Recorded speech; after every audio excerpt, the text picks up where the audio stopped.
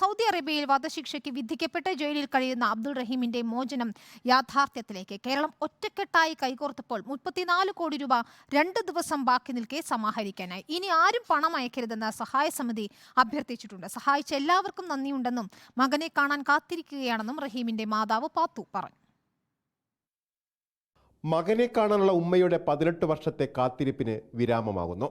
റിയാദിലെ ജയിലിൽ കഴിയുന്ന അബ്ദുറഹീമിന്റെ മോചനത്തിനായുള്ള ദയാധനം 34 കോടി രൂപ സമാഹരിച്ചു. 34,45,46,568 രൂപ ക്രൗഡ് ഫണ്ടിങ്ങിലൂടെയും നേരിട്ടും കണ്ടെത്തിയതോടെ സമാനതകളില്ലാത്ത സമാഹരണം അവസാനിപ്പിച്ചു.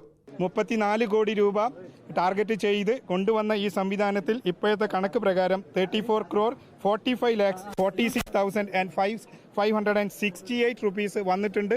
നമ്മൾക്ക് പ്രതീക്ഷിച്ച കളക്ഷൻ ലഭിക്കുകയുണ്ടായി. നമ്മൾ ഇന്ന് ഇതോടുകൂടി അവസാനിപ്പിക്കുകയാണ്. അബ്ദുൾ റഹീമിന്റെ മോചനത്തിനായി ആരംഭിച്ച ട്രസ്റ്റ് വഴിയാണ് പണസമാഹരണം നടത്തിയത്. ഈ പണം ഇന്ത്യൻ എംബസി മുഖേന സൗദി കുടുംബത്തിന് കൈമാറും. മകനെ കാണാൻ ധൃതിയായെന്ന് ഉമ്മ പാത്തു.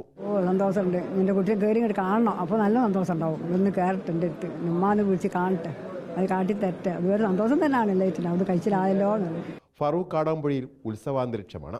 ഇതാണ് റിയൽ കേരള സ്റ്റോറി എന്ന് മന്ത്രി മുഹമ്മദ് റിയാസ്.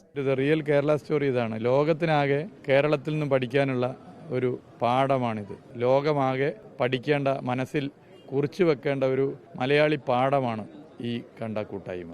ഫറൂഖ് സ്വദേശിയായ മച്ചിലകത്ത് അബ്ദുറഹീം 2006 വധശിക്ഷയ്ക്ക് വിധിക്കപ്പെട്ട് കഴിഞ്ഞ 18 വർഷമായി റിയാദിലെ ജയിലിലാണ്. റിപ്പോർട്ടർ, കോഴിക്കോട്.